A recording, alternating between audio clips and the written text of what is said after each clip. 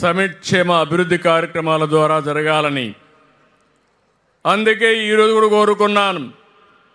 స్వర్ణాంధ్ర 2047 2047కి ఈ రాష్ట్రంలో పేదరికం లేకుండా అందరికీ సమానమైన అవకాశాలు వచ్చి మన జీవన ప్రమాణాలు పెరగాలనేది నా ఆలోచన. అదే ఈరోజు శివుణ్ణి కోరుకున్నాను. ఇంకో పక్క మన రాష్ట్రం ఆంధ్రప్రదేశ్ అంటేనే ఆలయాలు, అత్యంత ప్రసిద్ధి పుణ్యక్షేత్రాలు, జ్యోతిర్లింగం, శక్తిపీఠం, ఒకే చోట కొలువైన శ్రీశైల మల్లికార్జున స్వామి ఆలయం మన రాష్ట్రంలో ఉండడం మన అదృష్టం అని చెప్పి మరొకసారి మీ అందరికీ విజ్ఞప్తి చేస్తున్నా. ఒక శ్రీశైలమే కాదు, పంచరామాలు, శ్రీకాళహస్తి, లేపాక్షి, దక్షిణ కాశీ, దాక్షారామం, మహానంది, శ్రీముఖలింగం, కోటప్ప కొండ ఇలాంటి పుణ్యక్షేత్రాలు ఈ రాష్ట్రంలో ఉన్నాయి. ఉదయం నుంచి సమాచారం తెప్పిస్తే ఎక్కడ చూసినా భక్తులతో కిటకిటలాడుతున్నాయి. ప్రతి ఒక్కరు కూడా ఈ యొక్క కార్యక్రమంలో నిమగ్నమయ్యారని చెప్పి కూడా నేను మీకు తెలియజేస్తున్నాను. నేను ఒకటే మీ అందరికీ విజ్ఞప్తి చేస్తున్నాను. దేవాలయాల సంరక్షణ కోసం, నిర్వహణ కోసం ఈ ప్రభుత్వం అత్యంత ప్రాముఖ్యత ఇస్తాం. ప్రతి గుడిలో దీపం వెలగాలి, ప్రతి నిత్యం నైవేద్యం పెట్టాలనేది మా విధానం. అందుకే దేవాలయాల సేవలో అనూహ్యమైన మార్పులు తెచ్చాం. దేవాలయ పవిత్రత, భక్తుల విశ్వాసం పెరిగేలా అన్ని చర్యలు తీసుకుంటామని మరొకసారి మీ అందరికీ విజ్ఞప్తి చేస్తున్నాను. భక్తుల మనోభావాలు, సెంటిమెంట్లు గౌరవిస్తూ పవిత్రత పెంచవలసిన బాధ్యత మనందరిపైన ఉంది. ఒక భక్తులపైనే కాదు, పాలకులపైన కూడా ఉంది. తప్పకుండా ఈ రాష్ట్రంలో ఆ పవిత్రతను కాపాడతానని ఈ మహాశివరాత్రి సందర్భంగా మీ అందరికీ హామీ ఇస్తున్నానని చెప్పి మీకు తెలియజేస్తున్నా. ఎన్టీ రామారావు గారు 1985లో తిరుమలలో అన్నదానాన్ని ప్రవేశపెట్టారు. ఈరోజు అక్కడ చూస్తే దగ్గర 2 లక్షల మందికి అన్నదానం పెట్టే పరిస్థితికి వచ్చాం.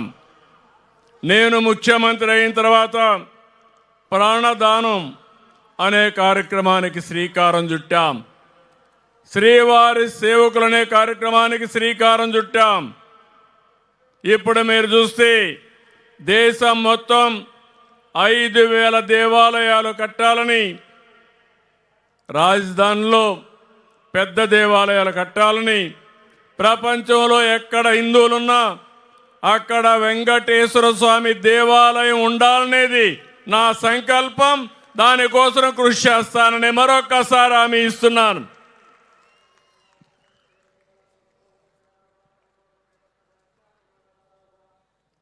చాలామంది ఇప్పుడు కూడా మాట్లాడారు. ఏపీ అంటే quantum valley, data centre, IT hub, green hydrogen, green energy అని. టెక్నాలజీ అవసరం. సంపద సృష్టించాలంటే టెక్నాలజీ మనం అందరం కూడా అడాప్ట్ చేసుకోవాల్సిన అవసరం ఉంది. నేను ఆ రోజు హైదరాబాద్లో ఐటీని ప్రమోట్ చేయడానికి మైక్రోసాఫ్ట్ అధినేత బిల్ గేట్స్ని హైదరాబాద్ తీసుకొచ్చాను.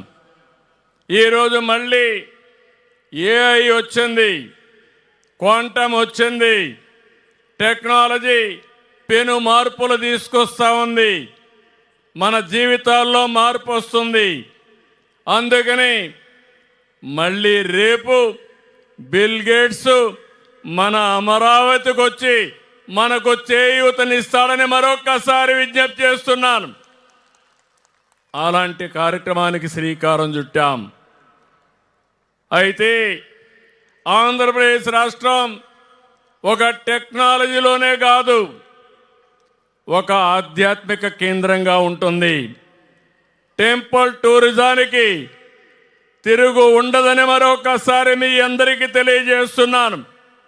భారతదేశంలో పవిత్ర దేవాలయాలు ఎక్కడన్నా ఉన్నాయంటే దానికి చిరునామా ఆంధ్రప్రదేశ్ అని మరొకసారి మీకు విజ్ఞప్తి చేస్తున్నాను.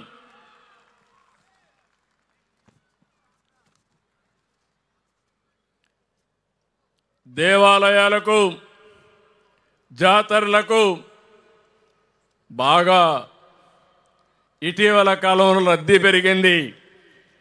దానికి మా ఆడపడుచులను చూస్తే అనిపిస్తుంది, నేను స్త్రీ శక్తి కింద ఆడబిడ్డలు ఎక్కడికి పోవాలన్నా ఉచిత ప్రయాణ సౌకర్యం ఏర్పాటు చేశాను. బస్సులన్నీ ఫుల్గా ఉన్నాయి, దేవాలయాలన్నీ కిటకిటలాడుతున్నాయి. భక్తులందరికీ కూడా దేవుణ్ణి దర్శించుకొని ఆశీస్సులు తీసుకునే పరిస్థితి వచ్చింది. అది కూడా ఒక కారణం.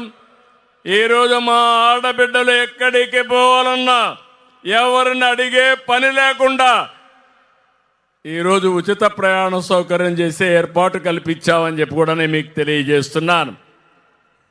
ఈరోజు మహా న్యూస్, మహా ఎంటర్టైన్మెంట్ ఛానల్ నడుపుతూ మరోవైపు మహాభక్తితో అందరిలో ఆధ్యాత్మిక చైతన్యాన్ని తెస్తున్న మహాశక్తి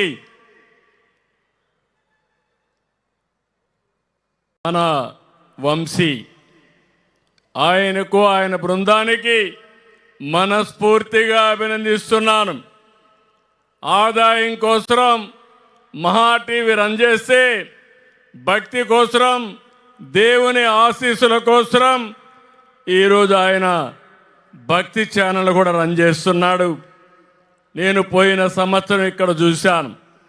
శివోహం కాకినాడలో సీతారాముల వారి కళ్యాణం, గచ్చిబౌలిలో శ్రీనివాస కళ్యాణం చేసి తెలుగు నేలపై భక్తి ఉద్యమాన్ని నడిపిస్తున్న వంశీని మరొక్కసారి మనస్ఫూర్తిగా అభినందిస్తున్నాను. రాబోయే రోజుల్లో, రాబోయే సంవత్సరం గోదావరి పుష్కరాలు వస్తున్నాయి. ప్రకృతిని ఆరాధించడం, పూజించడం మన భారతీయ సాంప్రదాయం. అందుకని ఓసారి నా అదృష్టం కూడా మూడోసారి గోదావరి పుష్కరాలు నిర్వహిస్తున్నాం. పై సంవత్సరం కృష్ణా పుష్కరాలు వస్తున్నాయి. అది కూడా మూడోసారి. నేనే ముఖ్యమంత్రిగా ఉండి 12 సంవత్సరాలకు ఒకసారి వచ్చే పుష్కరాలు 3 సార్లు చేయడం నా అదృష్టంగా నేను భావిస్తున్నానని చెప్పి కూడా నేను మీకు తెలియజేస్తున్నాను. అన్ని కూడా మీరందరూ కూడా ఇప్పటి నుంచే సహకరించి ఈ పుష్కరాల్ని మనం జయప్రదం చేసుకుంటూ ప్రకృతిని ఆరాధిద్దాం. నదుల్ని, చెట్లను, పశు సంపదను ఆరాధించే సాంప్రదాయం భారతీయ సాంప్రదాయం. విలువలుండే సాంప్రదాయం భారతదేశ సాంప్రదాయం. ప్రపంచంలో ఏ దేశంలోకి వెళ్ళినా అన్ని దేశాల కంటే కుటుంబ విలువలు కానీ, సామాజిక బాధ్యతగా నుండే ఏకైక దేశం భారతదేశం అని చెప్పి కూడా నేను మీకు తెలియజేస్తున్నా. అలాంటి భారతదేశంలో పుట్టడం మనందరి అదృష్టంగా భావిస్తూ మరొక్కసారి మహాశివుడు మనందరికి కూడా అష్ట ఐశ్వర్యాలు ఇవ్వాలని, సంపదనివ్వాలని, అదే సమయంలో విలువలతో కూడిన సమాజం కోసం ముందుకు పోయే విధంగా ఆశీర్వదించాలని మరొక్కసారి కోరుకుంటూ రాష్ట్ర ముఖ్యమంత్రిగా పేదలందరికీ న్యాయం జరగాలి, పేదరికం లేని సమాజం ఉండాలి, అందరికి కూడా మెరుగైన జీవన ప్రమాణాలు కల్పించాలని శివుణ్ణి ప్రార్థిస్తూ మీ అందరి దగ్గర సెలవు తీసుకుంటున్నాను. అందరికీ నమస్కారాలు. ఓం నమః శివాయ.